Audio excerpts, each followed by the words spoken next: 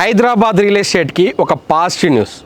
Hyderabad real estate మార్కెట్లో ఎన్ఆర్ఐల సందడి నెలకొంది. ఆ సందడి ఎలా ఉందంటే, గతంలో ఎప్పుడూ లేనంత ఎక్కువ మోతాదులో ఎన్ఆర్ఐలు హైదరాబాద్ రియాలిటీ పైన ఫోకస్ పెట్టారు.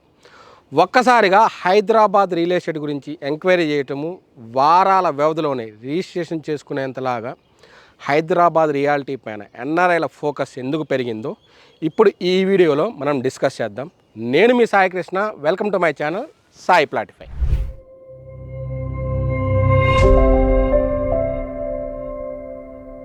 ఒకప్పుడు జాబ్ కోసం అమెరికా వెళ్తే అమెరికాలోనే సెటిల్ అయిపోయేవాళ్ళు. ఇది గతంలో ఎన్ఆర్ఐల యొక్క మైండ్ సెట్. కానీ ప్రస్తుతం ఆ పరిస్థితి పూర్తి భిన్నంగా ఉంది. ఏంటంటే, ఇప్పుడు అమెరికాలో జాబ్ కోసం వెళ్తే అమెరికాలో సంపాదించుకొని తిరిగి ఇండియాకు వచ్చి సెటిల్ అవుదామనే ఒక మైండ్ సెట్ తోటి ప్రజెంట్ ఎన్ఆర్ఐస్ ఉన్నారు. ట్రంప్ అధ్యక్ష బాధ్యతలు చేపట్టిన తర్వాత అమెరికా నుంచి ఇండియాకు వచ్చి సెటిల్ అవుదాం అనే వాళ్ళ సంఖ్య విపరీతంగా పెరిగిపోయింది. పర్టికులర్లీ 25 సంవత్సరాల నుంచి 45 సంవత్సరాల ఏజ్ గ్రూప్ వాళ్ళు అయితే ఎక్కడ కలిసినా ఇదే డిస్కషన్స్ చేసుకుంటున్నారు. ఇది అమెరికాలో ఉన్నటువంటి లేటెస్ట్ గ్రౌండ్ రిపోర్ట్. అమెరికాలో ఎన్ఆర్ఐస్ ఎక్కువగా సెటిల్ అయినటువంటి జాబ్ పోర్ట్ఫోలియోస్ ఐటీ జాబ్స్. రేపటి రోజున ఇండియాకి తిరిగి వస్తే ఇండియాలో ఒక ఐటీ డెస్టినేషన్ కనపడుతున్నటువంటి ప్రాంతం హైదరాబాద్. అందుకనే హైదరాబాద్ రియల్ ఎస్టేట్ మార్కెట్ని విపరీతమైన ఆసక్తితోటి ఎంక్వైరీ చేస్తున్నారు. తెలుగు ఎన్ఆర్ఐసే కాదు, ఎంటైర్ ఇండియన్ ఎన్ఆర్ఐస్ యొక్క ఫోకస్ అనేది ప్రజెంట్ హైదరాబాద్ రియల్ ఎస్టేట్ పైన కేంద్రీకృతమై ఉంది. ఇప్పుడు హైదరాబాద్ రియల్ ఎస్టేట్లో ఎన్ఆర్ఐల సందడి ఇంతలా పెరగడానికి గల కారణాలని ఒక్కొక్కటిగా తెలుసుకునే ప్రయత్నం చేద్దాం. ఎప్పటికప్పుడు మారుతున్న వీసా నిబంధనలు మరియు గ్రీన్ కార్డు కష్టాలు. ఒబామా పీరియడ్తో పోలిస్తే ట్రంప్ వచ్చిన కొత్తల్లో వీసా యొక్క డినయల్ రేట్ అనేది విపరీతంగా పెరిగిపోయింది. అంటే ఇండియన్ టెక్ కంపెనీస్ ఆఫర్ చేసేటువంటి వీసాస్కి డినయల్ రేట్ అనేది ట్రంప్ పీరియడ్లో విపరీతంగా పెరిగింది. తర్వాత బైడెన్ టైంలో అంత లేకపోయినా, అంటే 6% తగ్గిపోయినప్పటికీ మరలా ఇప్పుడు ట్రంప్ వచ్చాక వీసా డినయల్ రేట్ అనేది గతంలో ఎట్లయితే ఉందో అదే మాదిరిగా 5 times డినయల్ రేట్ పెరిగిపోయింది. దీనివల్ల ఏంటంటే, అమెరికాలో ఏదైతే పొలిటికల్ ఫ్లక్చుయేషన్స్ ఉన్నాయో ఈ ఫ్లక్చుయేషన్స్ అన్నీ కూడా ఇండియన్ ఎన్ఆర్ఐస్కి కష్టంగా మారుతున్నాయి. మీ అందరూ తెలుసు, ఎవరైనా లైఫ్లో కీ డెసిషన్స్ అనేవి మీకు 25 నుంచి 45 మధ్య టైంలో ఆ ఏజ్ గ్రూప్లో ప్లాన్ చేసుకుంటారు. అంటే పిల్లల్ని ఎక్కడ చదివించాలి, పిల్లలకి ఎటువంటి ఫౌండేషన్ ఇవ్వాలి, లేదంటే కనుక వాళ్ళు జాబ్లో స్థిరత్వం కానీ, ఇవన్నీ కూడా 25 years నుంచి 45 years ఏజ్ గ్రూప్లో తీసుకుంటారు. కాబట్టి ఈ ఏజ్ గ్రూప్లో ఉండేవాళ్ళు ఏదైతే సరళించారో ఈ వీసా నిబంధనలు వాటికి సస్టైన్ కాలేక, అదే సమయంలో గ్రీన్ కార్డు కోసం వెయిట్ చేయాలంటే దాదాపు 2 decades పైన వెయిటింగ్ పీరియడ్ ఉంది గ్రీన్ కార్డుకి. ఎందుకంటే ప్రతి కంట్రీకి కూడా కొన్ని లిమిటెడ్ గ్రీన్ కార్డ్ స్లాట్స్ ఉంటాయి. ఆ రేట్లో చూస్తే ఇండియన్స్ యొక్క వెయిటేజ్ అనేది దాదాపు 2 decades దాటిపోయింది.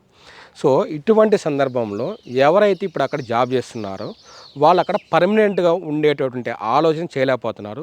ఏదో ఒక సమయంలో తిరిగి ఇండియా వెళ్ళిపోదాం, ఇండియా వెళ్ళిపోయి ఇండియాలోని మన యొక్క ఫ్యామిలీ యొక్క ఫ్యూచర్ని బిల్డ్ చేసుకుందాం అని చెప్పి ఒక స్ట్రాంగ్ డెసిషన్కి వచ్చారు. అది ప్రజెంట్ ట్రంప్ పీరియడ్లో ఎక్కువైపోయింది. ఇప్పుడు ప్రజెంట్ ట్రంప్ అక్కడ అధ్యక్షుడిగా ఉన్నాడు కాబట్టి ఇప్పుడు ఈ సిచ్యువేషన్లో ఇండియన్స్ హైదరాబాద్ రియల్ ఎస్టేట్ మీద ఎక్కువ టార్గెట్ చేస్తున్నారు. రీసెంట్గా మన సాయి ప్లాటిఫై ఎన్ఆర్ఐ కస్టమర్స్ తోటి నేను మాట్లాడినప్పుడు వాళ్ళు చాలా క్లియర్గా అక్కడ ఉన్న పరిస్థితులను వివరించారు.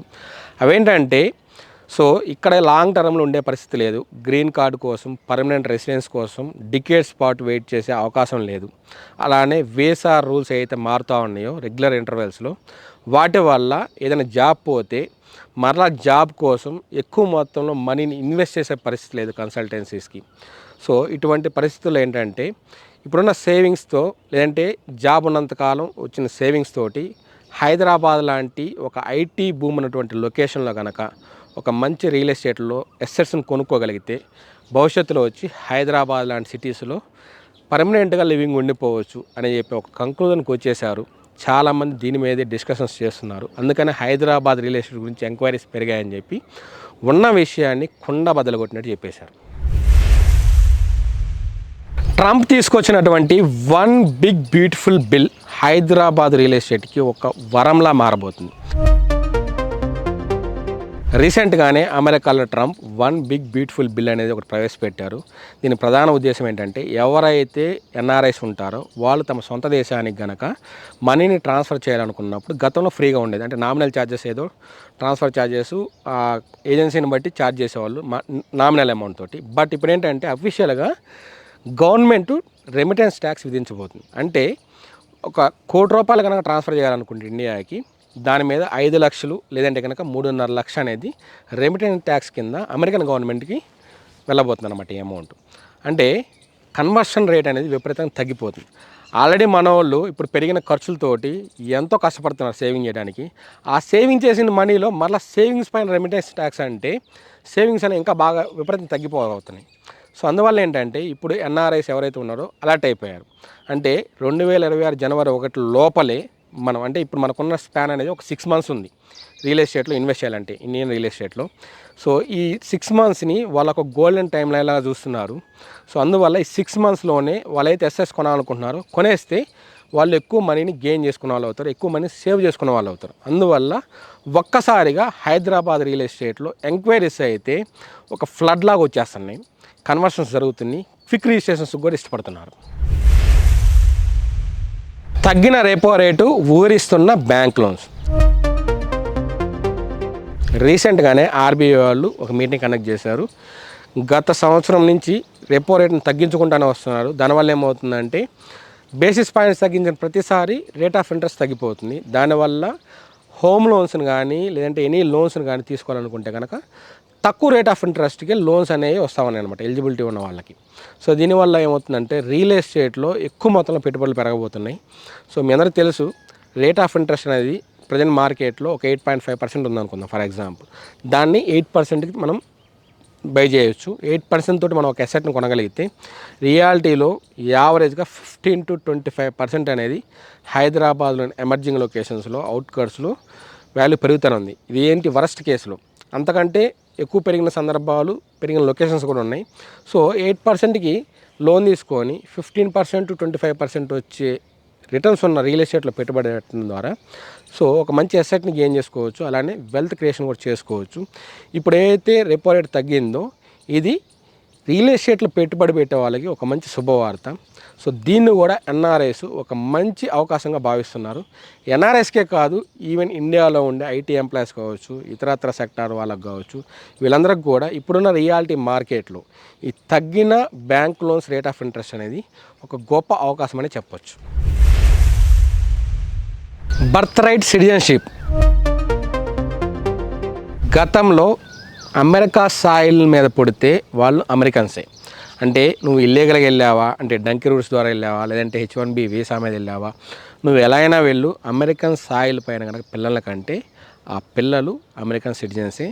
చాలామంది ఏంటంటే పిల్లలు కానీ తర్వాత అమెరికాలో సెటిల్ అవుదామని ఆలోచన చేసిన వాళ్ళు కూడా గతంలో ఎంతమంది ఉన్నారు.